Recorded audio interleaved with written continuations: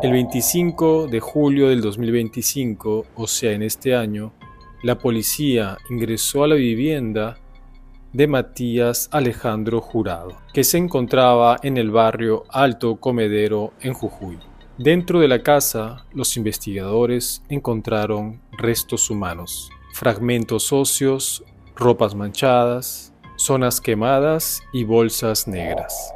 Pero lo más perturbador fue encontrar restos humanos en los platos de sus perros, como si Jurado los hubiera utilizado para deshacerse de las partes de sus víctimas. Este hallazgo marcó el inicio de uno de los casos más escalofriantes de Argentina, un horror que nadie imaginaba que se escondía a plena vista. Hola a todos, bienvenidos a JC Crímenes Reales, el canal donde analizamos los casos criminales más impactantes y recientes de Latinoamérica y del mundo. Y hoy les traemos un caso que sacudió Jujuy y dejó una marca imborrable, el de Matías Jurado. Bueno, y es hora de iniciar con este caso. Y comenzamos descubriendo quién era Matías Jurado.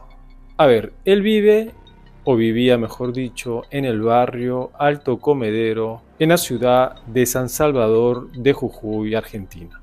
Y cuando lo habían detenido en este año, se descubrió su edad, de 37 años. Y en el barrio era conocido con algunos apodos, pero sobre todo tenía dos. Uno era machetero, porque muchos testigos, vecinos, gente que lo veía pasar, dicen que paraba siempre con un machete dando vueltas. Y el otro apodo que tenía era simplemente el gringo. Mientras que los vecinos lo describían como una persona violenta, agresiva, de pocas palabras, alguien que generaba miedo. Y un personaje así tenía antecedentes penales, había sido detenido, tenía condenas anteriores. Vamos a descubrirlo. A ver, el historial delictivo de Jurado incluye varios hechos que remontan, esto según lo que se conoce públicamente. Su primera condena fue cuando él tenía 17 años. Era el 2004. Tenía 17 años de edad. Jurado fue detenido por el homicidio de un joven identificado como Víctor Hugo Gutiérrez, de 18 años. Por ese homicidio, como era menor de edad, recibió una pena de 10 años, hasta que salió libre en el 2014, después de cumplir su condena, y él ya tenía aproximadamente 27 años. Luego fue arrestado nuevamente en el 2017 por robo agravado, y en el 2018 fue condenado por amenazas con arma, o sea que él quería robar a alguien.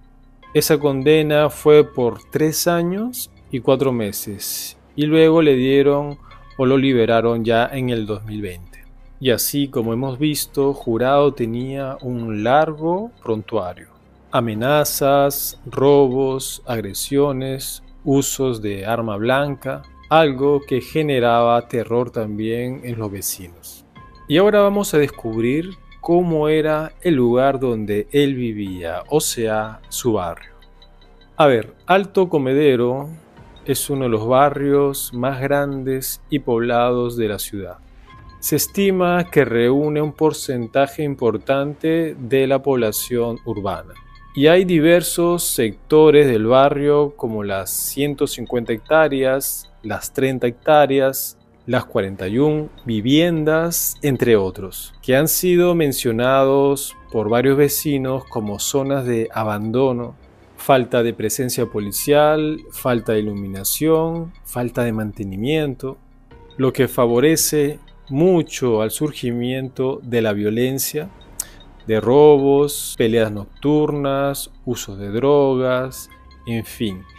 Y eso que Jujuy no es una de las ciudades más peligrosas, para nada, de Argentina. Hay ciudades mucho más peligrosas, pero el abandono hace que todo este mal se pueda crear. Y una de las zonas más descuidadas, por lo que se dice, son las 150 hectáreas, donde cuentan que las plazas están cubiertas de malezas y mantenimiento, con poca o nula de vigilancia municipal. Denuncian también peleas, consumos de sustancias y episodios violentos frecuentes. Así que los vecinos sienten que están desprotegidos, por más que ellos hayan dicho o hayan reclamado iluminación, mantenimiento, cualquier cosa que pueda ayudar a mejorar el barrio, pero no son escuchados. Más bien ellos dicen que pierden tiempo denunciando, se demoran bastante. Tantos delincuentes regresan al barrio después de sus fechorías, así que es un barrio sin control y completamente abandonado. Y regresando a Jurado, muchos vecinos han testimoniado diciendo que han vivido con miedo siempre de él y que nadie se metía, nadie decía nada. Claro, con uno que está siempre con un machete, cualquiera le tiene miedo. A ver, una vecina una vez denunció a Jurado porque él le rompió su puerta y ventanas. Otro vecino dice que a Jurado le gustaba bloquear las calles y amenazaba a quien pasaba por ahí. Otro vecino relató que Jurado salía entre las 3 y 7 de la madrugada, deambulando, golpeando las paredes, también con su machete. Gritaba, a veces hablaba solo. Bueno, quién sabe también si estaba bajo los efectos de alcohol, ¿no? También otros vecinos relataban que de la casa de Jurado venían o salían olores fétidos, horribles. Y que también veían humo, como si quemaran algo. Todo lo que venía de la casa de Jurado era desagradable. Bueno, en conclusión, se vivía un miedo difuso, persistente, cotidiano, y nadie decía nada porque vivían aterrorizados de él. Claro, uno que paseaba con el machete y tenía ese comportamiento, era normal que podía generar todo este miedo. Ok, y hasta el momento sabemos quién era Matías Jurado, cómo era el barrio donde vivía y cuál era el comportamiento que tenía hacia las demás personas y el comportamiento cotidiano que tenía. Bueno, y ahora es momento de concentrarnos un poco más en el caso, porque ¿cómo fue que nació todo? ¿Cómo es que se dieron cuenta que algo no andaba bien en su casa o algo no andaba bien con él? Porque hasta ahora no habían pistas de las cosas que él hacía en su casa. Hasta que llegó el día 25 de julio de este año. Día en el que desapareció Jorge Omar Anachuri.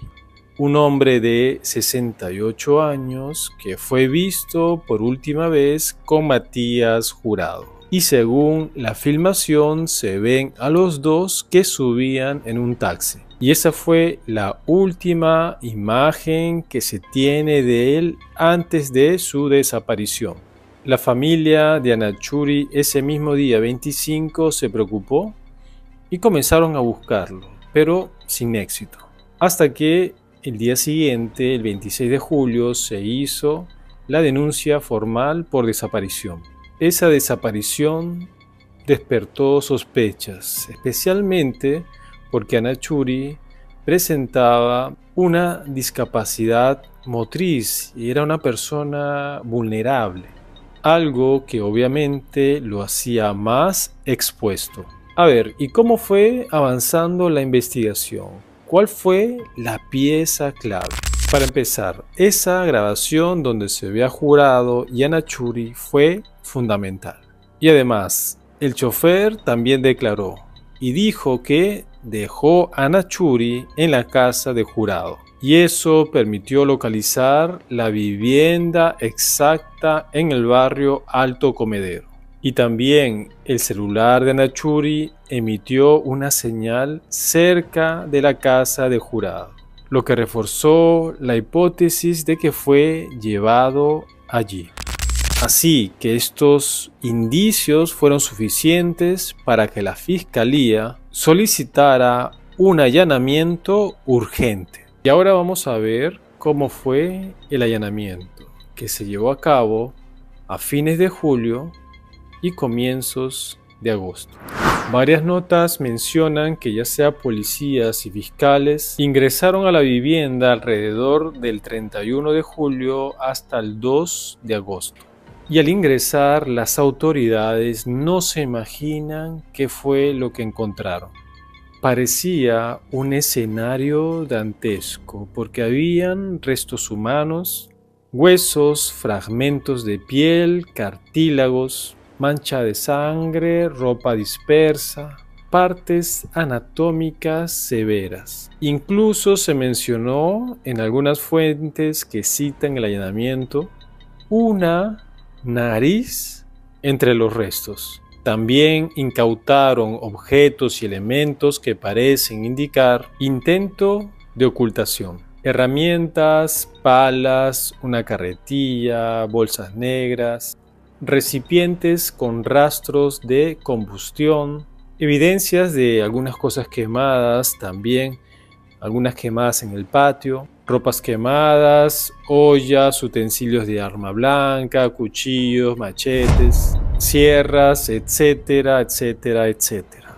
Y también se detectaron restos humanos en algunos lugares insólitos. Por ejemplo, piel, cartílagos y pelos en los platos donde comían sus perros. Y los peritajes posteriores confirmaron que algunos de estos restos correspondían a víctimas desaparecidas. Y hay algunas cosas que no se saben o que se desconocen en este día del allanamiento. Por ejemplo, no se sabe con detalles cómo fue que encontraron a Jurado, si estaba dentro de su casa, si estaba afuera, si estaba durmiendo. Estos detalles faltan. Por otra parte, se dice que esta casa no ha sido fácil de revisar por la situación precaria en la que se encontraba. Además, han hecho excavaciones, han rastreado también, todo para hacer una investigación profunda del caso. Y ahora vamos a descubrir una de las partes más terribles de este caso, porque vamos a ver quiénes fueron las víctimas. Y todos estos datos que mencionaré a continuación han sido publicados por medios de prensa y por la fiscalía que investiga el caso. Así que la primera víctima confirmada fue Jorge Omar Anachuri, de 68 años. Y su segunda víctima, Sergio Alejandro Sosa, de 25 años. Y el 3 y 4 de septiembre de 2025, la Fiscalía anunció que habían 2 perfiles genéticos más extraídos de restos hallados en la casa de Matías Jurado. Así que las otras 2 víctimas fueron identificadas como Miguel Ángel Quispe, de 60 años, y Juan José o Juan Ponce, de 51 años. Así que con ellos subieron a 4 las víctimas identificadas. Y esto lo confirmó públicamente el fiscal Guillermo Veler. Y posteriormente, o sea, hace poco, en noviembre del 2025, se informó la identificación de Juan Carlos González, de 60 años, elevando a 5 las víctimas confirmadas. Y hasta ahora la investigación sigue abierta, así que se podrían confirmar muchos más. Ok, y hasta el momento tenemos a 5 víctimas confirmadas, ¿no? Pero hay algo que aún falta descubrir o a profundizar. ¿Cómo es que operaba Matías Jurado? ¿Cómo es que él elegía a sus víctimas? ¿Qué buscaba de ellos? A ver, lo que se sabe hasta el momento es que estas personas se encontraban en una situación de vulnerabilidad. Eran personas mayores con problemas de calle, adicciones o fragilidad social, lo que nos explica que Jurado buscaba personas indefensas. Y hay testimonios que dicen lo siguiente.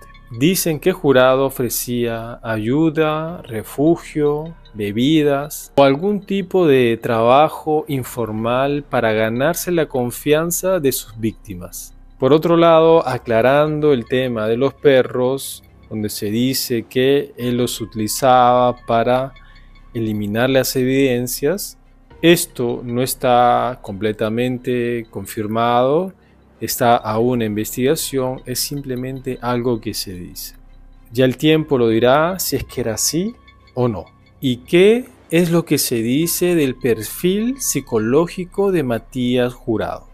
A ver, los especialistas que han analizado a Matías Jurado coinciden que él presenta un perfil psicopático marcado, porque mostraba una combinación de frialdad emocional, manipulación y una total falta de culpa. Era capaz de mostrar violencia extrema sin mostrar angustia, arrepentimiento o dudas. Era también muy impulsivo. Sus reacciones eran abruptas y desproporcionadas. Ante cualquier conflicto real o imaginario, él actuaba siempre con agresión. Esto es algo que también ya se conocía en su historial, en su pasado. También tenía una ausencia total de empatía. No reconocía el sufrimiento ajeno, podía convivir junto con sus víctimas, agredirlas o descartarlas sin mostrar una conexión emocional. Ningún tipo de afecto, absolutamente nada. Así que toda esta combinación de cosas lo convertían en una persona sumamente peligrosa. Pero, a pesar de sus rasgos psicopáticos, entendía perfectamente que sus actos eran ilegales. Él sabía lo que hacía, comprendía también las consecuencias y actuaba de manera deliberada, lo que confirma que es plenamente imputable ante la ley. Bueno, y antes de terminar con este caso, creo que es importante una reflexión final. Para empezar, el caso sigue abierto.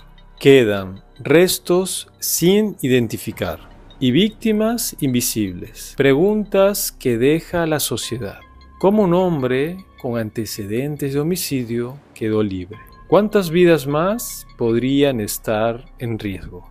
Gracias de verdad por acompañarnos en JC Crímenes Reales, y si quieres seguir explotando casos impactantes y recientes, suscríbete al canal y activa la campanita. Y recuerda que detrás de cada víctima hay una historia que merece ser recordada. Nos vemos en el próximo caso.